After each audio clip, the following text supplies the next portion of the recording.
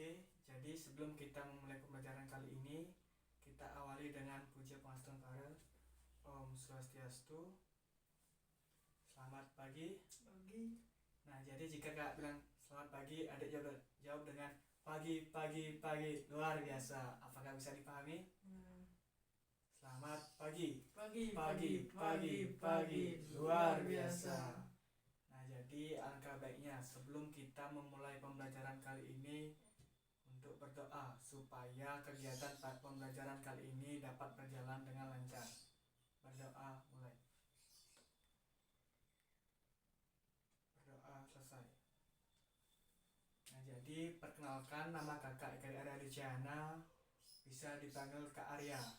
Jadi di sini kakak akan menemani adik dalam pembelajaran materi yaitu sejarah kemerdekaan Indonesia. Nah, sebelum lanjut, adik bisa memperkenalkan diri terlebih dahulu, yaitu nama lengkap dan nama panggilan. Perkenalkan, nama saya Komar Trijuwana Putra, bisa dipanggil Trijuwana. Oke, Trijuwana.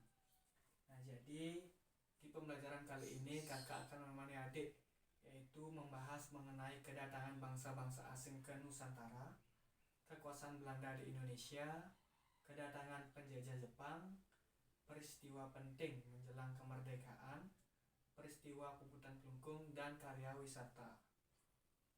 Nah, jadi yang pertama itu yaitu kedatangan bangsa-bangsa asing ke Nusantara.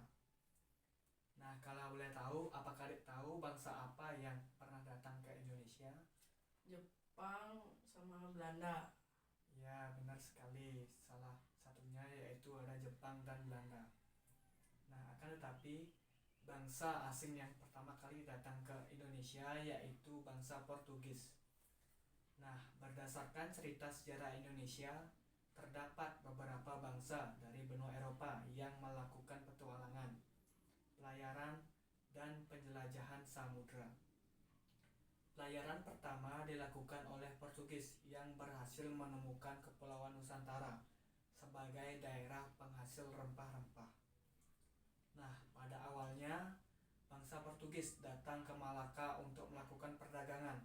Kemudian mereka ingin menguasai jalur perdagangan di Nusantara dan menguasai daerah penghasil rempah-rempah. Nah, oleh karena itu Portugis mengalami berbagai perlawanan dari kerajaan Malaka yang tidak mengizinkan Portugis untuk menguasai wilayah tersebut. Akan tetapi Portugis berhasil mengalahkan kerajaan Malaka yang sekarang itu merupakan wilayah dari Malaysia dan menyebabkan kerajaan Malaka jatuh ke tangan Portugis yaitu pada tahun 1511. Kemudian selanjutnya yaitu Portugis membuka kerjasama dengan kerajaan-kerajaan yang ada di wilayah Nusantara untuk perdagangan rempah-rempah sampai pada akhirnya berhasil menguasai wilayah Nusantara yaitu selama 1 abad mulai dari 1512 sampai dengan 1615. Nah, kemudian bangsa yang kedua datang ke wilayah Nusantara yaitu bangsa Spanyol. Jadi bangsa Eropa yang menyusun Portugis ini yaitu bangsa Spanyol. Jadi tujuan kedatangan mereka ke wilayah timur Indonesia hampir sama dengan bangsa sebelumnya. Tidak hanya melakukan perdagangan rempah-rempah, tetapi bangsa Spanyol mempunyai tujuan lain yang dikenal dengan istilah gold, glory, dan gospel pada daerah yang dikunjunginya. Kemudian bangsa Spanyol datang ke wilayah timur Indonesia yaitu di daerah Tidore, yaitu di Maluku. Nah, pada saat kedatangan bangsa Spanyol tersebut, di Maluku sedang terjadi konflik kerajaan yaitu antara kerajaan Ternate dan kerajaan Tidore, yang dimana kerajaan Ternate mendapat dukungan dari bangsa Portugis, sedangkan bangsa atau kerajaan dari Tidore mendapatkan dukungan dari bangsa Spanyol. Nah, akhirnya kedua kerajaan tersebut menyadari bahwa sebenarnya mereka dirugikan dengan kedatangan bangsa-bangsa asing seperti Portugis dan Spanyol, sehingga mereka melakukan perlawanan dan berusaha mengusir bangsa asing dari wilayahnya. Kemudian selanjutnya yaitu yang ketiga, kedatangan bangsa Belanda. Jadi bangsa Eropa yang datang ke Indonesia yang ketiga yaitu bangsa Belanda yang melakukan pelayaran dan berhasil mendarat di Banten pada tahun 1596. Kemudian Belanda melakukan pelayaran lagi sampai menemukan tujuannya, yaitu di daerah timur Indonesia yang dikenal dengan pasir rempah-rempahnya. Pada awalnya bangsa Belanda datang memiliki tujuan yang sama dengan bangsa-bangsa sebelumnya, yaitu berdagang. Namun seiring berjalannya waktu, bangsa Belanda ingin menguasai perdagangan di daerah Banten sehingga terjadi perlawanan dari rakyat Banten. Nah, bangsa keempat yang datang ke wilayah Nusantara yaitu Inggris, yang dimana itu tujuan dari bangsa Inggris yaitu untuk perdagangan rempah-rempah. Pada saat itu perdagangan di Eropa sangatlah menguntungkan, sehingga mereka berusaha mendapatkan dari daerah penghasil rempah-rempahnya langsung, yaitu di daerah Indonesia. Jadi pada awalnya semua bangsa Eropa yang datang ke Indonesia bertujuan untuk berdagang dan mendapatkan rempah-rempah. Seiring berjalannya waktu, mereka menginginkan keuntungan yang lebih dengan melakukan monopoli perdagangan dan pada akhirnya melakukan penjajahan sehingga terjadi berbagai perlawanan dari rakyat Indonesia. Nah, materi selanjutnya yaitu kekuasaan Belanda di Indonesia. Nah, jadi wilayah Nusantara dikenal sebagai penghasil rempah-rempah sehingga menarik bangsa-bangsa Eropa untuk datang dan melakukan perdagangan dengan masyarakat yang tinggal di wilayah Nusantara. Akan tetapi, hal tersebut juga menimbulkan dampak negatif bagi bangsa Indonesia. Hal ini dikarenakan bangsa Eropa selain berdagang juga memiliki tujuan lain, yaitu salah satunya menguasai wilayah-wilayah tersebut. Bangsa yang menguasai wilayah Indonesia paling lama yaitu bangsa Belanda. Nah, apakah adik tahu Belanda berapa lama menguasai Indonesia? Setengah 5 tahun. Nah, jadi itu kurang tepat. Yang 2,5 tahun itu merupakan dari bangsa Jepang. Nah, sedangkan Belanda itu menguasai wilayah Indonesia yaitu selama 350 tahun. Nah, dalam 350 tahun tersebut, Belanda telah berhasil melakukan hal-hal seperti pembentukan VOC. Nah, jadi VOC itu merupakan Verenigde Oost-Indische Compagnie yang dibentuk pada tahun 1602, yang merupakan perusahaan dagang Hindia Timur dan berkantor pusat di Amsterdam, Belanda. Meskipun perusahaan dagang, namun VOC memiliki beberapa kewenangan istimewa, yaitu yang pertama, melakukan penebangan tanaman rempah-rempah milik rakyat dan memberikan hukuman pada rakyat Indonesia apabila melanggar aturan monopoli tersebut. Yang kedua yaitu VOC dapat mengeluarkan mata uang sendiri. Dan yang ketiga yaitu membentuk dan memiliki angkatan perang sendiri. Nah, kemudian yang kedua yaitu kultur telsel atau tanam paksa. Nah, setelah VOC dibubarkan, terjadilah perlawanan dari rakyat-rakyat Indonesia. Salah satunya yaitu Perang Jawa yang berlangsung selama kurang lebih 5 tahun, yang dimulai dari 1825 sampai dengan 1830. Perang yang dipimpin oleh Pangeran Diponegoro ini menyebabkan pemerintah Belanda mengalami kerugian besar. Nah, untuk menutupi kerugian tersebut, Belanda akhirnya mengeluarkan aturan yang diberi nama sistem tanam paksa, yang dimana pemerintah Belanda melakukan tindakan sewenang-wenang terhadap rakyat, seperti 1/5 tanah rakyat ditanami tanaman yang diwajibkan. Jika gagal panen harus ditanggung petani. Bagi yang tidak punya lahan pertanian, harus bekerja lebih dari 65 hari. Nah, hal tersebut tentu saja menjadikan rakyat Indonesia semakin menderita.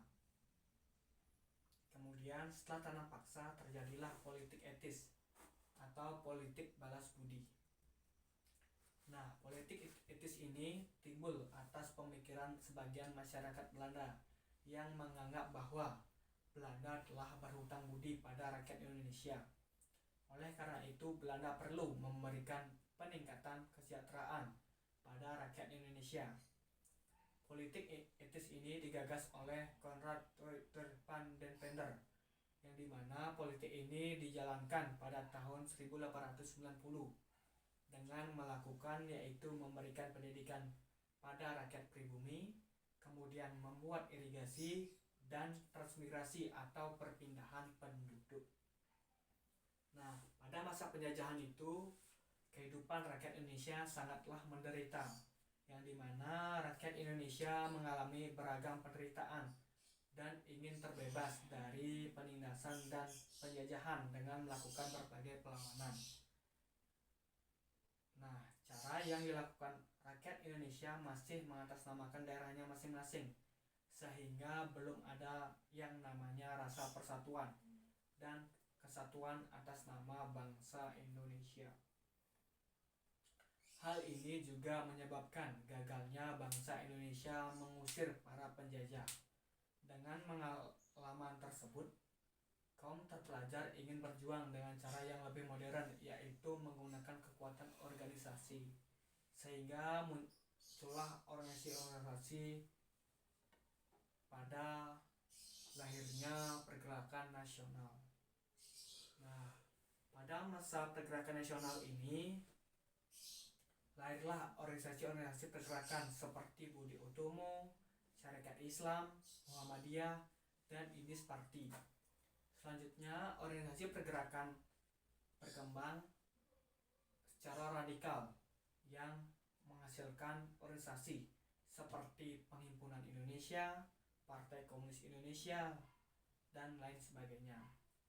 Sehingga pada masa selanjutnya, yaitu masa moderat, dengan bersedia bekerja sama atas pemerintah Hindia Belanda. Beberapa organisasi yang berhaluan moderat antara lain seperti Partindo, Gabungan Politik Indonesia, Majelis Islam Indonesia, Persatuan Pemuda Kristen, Persatuan Pemuda Katolik, dan masih banyak organisasi lainnya. Nah, adapun beberapa faktor penyebab lahirnya pergerakan nasional tersebut, yaitu yang pertama, sejarah kejayaan kerajaan-kerajaan Indonesia pada masa lalu. Kemudian yang kedua, yaitu penderitaan rakyat Indonesia akibat penjajahan. Kemudian yang ketiga, yaitu lahirnya golongan terpelajar dan cendekiawan. Kemudian yang keempat, masuknya paham baru seperti nasionalisme dan demokrasi. Dan yang terakhir, yaitu kebangkitan nasional negara-negara tetangga seperti Filipina dan India. Jadi, dengan adanya pergerakan nasional ini akhirnya menjadi cikal bakal lahirnya peristiwa Sumpah Pemuda pada tanggal 28 Oktober 1928 dari hasil Kongres Pemuda. Jadi selain itu, lagu kebangsaan Indonesia ciptaan W.R. Supratman juga diperdengarkan dan dipublikasikan pertama kalinya pada surat kabar, yaitu Sinpa, dengan mencantumkan teks bahwa lagu itu merupakan lagu kebangsaan. Nah, materi selanjutnya yaitu kedatangan Jepang. Nah, jadi seperti yang adik katakan tadi bahwa Jepang itu menjajah Indonesia selama 2,5 tahun. Kan gitu ya, Adik ya? Ya, benar sekali. Jadi pada tanggal 8 Desember 1941, pasukan Jepang berhasil menyerang pangkalan Angkatan Laut Amerika yang berada di Pearl Harbor, Hawaii, dan terjadi Perang Asia Timur Raya atau Perang Pasifik, yang dimana dalam waktu singkat Jepang bisa menyerbu dan menduduki seperti Filipina, Myanmar, Malaya, Singapura, dan termasuk Indonesia. Pada tahun 1 Maret 1942, pasukan Jepang berhasil mendarat di Pulau Jawa dan 4 hari hari kemudian berhasil menguasai Batavia yang sekarang itu disebut sebagai Jakarta. Nah, selanjutnya pada tanggal 8 Maret 1942, Angkatan Perang Sekutu menyerah tanpa syarat kepada Jepang. Sebenarnya, alasan Jepang menduduki Indonesia karena Indonesia kaya akan bahan mentah seperti minyak bumi dan batu bara. Selain itu, wilayah Indonesia juga banyak produksi pertanian yang dibutuhkan oleh tentara Jepang. Jumlah rakyat Indonesia yang banyak dimanfaatkan oleh Jepang untuk membantu perangnya, yang mereka sebut dengan Romusa. Nah, walaupun Jepang hanya menjajah Indonesia selama 3,5 tahun, namun kekejamannya melebihi penjajah sebelumnya. Siksaan yang diderita bangsa Indonesia terus ditunjukkan, baik secara ekonomi maupun siksaan secara militer. Dan pada pertengahan tahun 1945 dilihat sebagai lahir pendudukan tentara Jepang, sampai pada akhirnya terbentuklah BPUPKI atau Badan Penyelidik Usaha-Usaha Persiapan Kemerdekaan Indonesia. Nah, persidangan untuk mempersiapkan kemerdekaan Indonesia pun terus berlangsung, meskipun bangsa Indonesia masih berada di bawah kekuasaan Jepang, dan Jepang pun berjanji akan memberikan hadiah kemerdekaan di akhir sidang BPUPKI.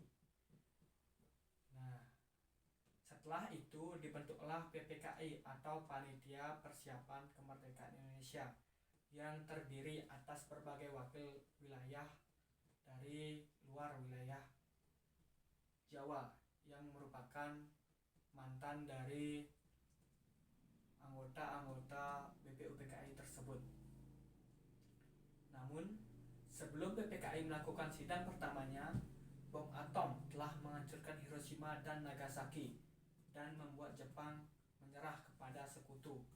Hal ini tentunya berpengaruh kepada janji-janji kemerdekaan yang diberikan untuk Indonesia. Peristiwa bom atom itu menjadi peristiwa pembuka jalan kemerdekaan Indonesia untuk meraih hak kemerdekaan usaha bangsa Indonesia itu sendiri. Kemudian materi selanjutnya yaitu peristiwa penting menjelang proklamasi. Jadi, apakah adik tahu kapan Indonesia merdeka? 1947.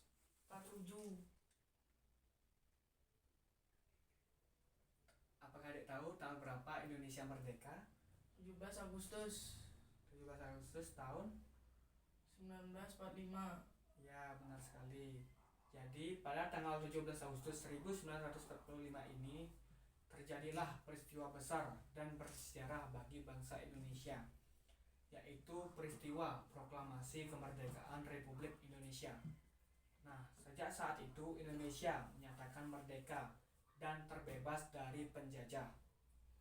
Kejadian ini diawali dengan kekalahan Jepang dari pasukan sekutu karena hancurnya dua kota besar di Jepang, yaitu kota Hiroshima dan kota Nagasaki, yang dibom tentara sekutu pada tanggal 6 dan 9 Agustus 1945, yang dimana peristiwa ini dijadikan kesempatan bagi bangsa Indonesia untuk segera membebaskan diri dari penjajahan Jepang karena kekuasaan dan berharap Indonesia segera memproklamasikan kemerdekaan pada tanggal 16 Agustus 1945. Nah, jadi setelah melihat kesempatan itu, pada tanggal 15 Agustus 1945, tokoh pemuda mengadakan rapat kilap. Hasilnya kemerdekaan merupakan hak bangsa Indonesia yang tidak digantungkan kepada bangsa lain, sehingga mereka mengutus Darwis dan Wikana untuk menghadap ke Bung Karno dan Bung Hatta, namun permintaan itu ditolak. Nah, atas kejadian tersebut menimbulkan ketegangan antara golongan tua dan golongan pemuda, yaitu adanya perbedaan pendapat antara kedua golongan terkait proklamasi kemerdekaan Indonesia. Hal ini penyebab utama di bawahnya Bung Karno Karno dan Bung Hatta ke Rengas Dengklok, yaitu pada tanggal 16 Agustus 1945 oleh Sukarni, Yusuf Kanto, dan Singgih, yang dimana peristiwa ini dilakukan agar Bung Karno dan Bung Hatta tidak terpengaruh pihak Jepang dan dapat mempromosikan kemerdekaan Indonesia dengan kekuatan sendiri. Kemudian dialog yang terjadi antara golongan muda dan golongan tua diwakili oleh Wikana dan golongan tua diwakili oleh Ahmad Subarjo.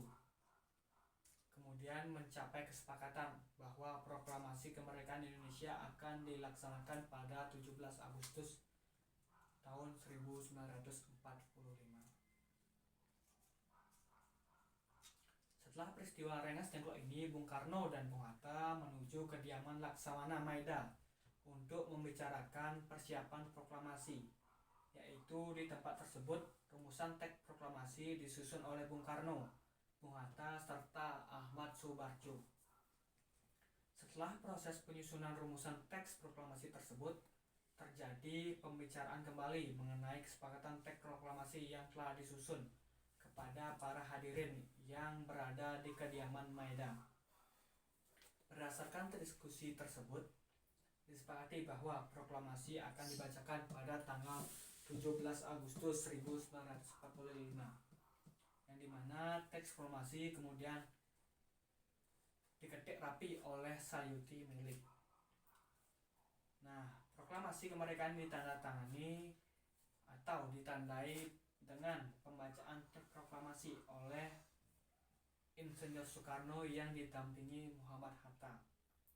Teks proklamasi ini dibacakan pada hari Jumat tanggal 17 Agustus 1945 pada pukul 10 WIB di kediaman Soekarno, yaitu Jalan Pengangsaan Timur nomor 56 Jakarta Pusat, dengan dikibarkan bendera merah putih yang dijahit oleh Fatmawati. Kemudian bendera tersebut menjadi bendera pusaka atau Sang Saka Merah Putih dan sampai sekarang disimpan di Istana Merdeka. Nah, jadi untuk materi tersebut sudah cukup dan sudah lumayan padat ya, Dik ya. Oke. Jadi di materi selanjutnya yaitu mengenai karya wisata. Jadi selanjutnya kita akan melaksanakan karya wisata, yaitu mengenai peristiwa Puputan Klungkung yang berada di Kabupaten Klungkung, Bali.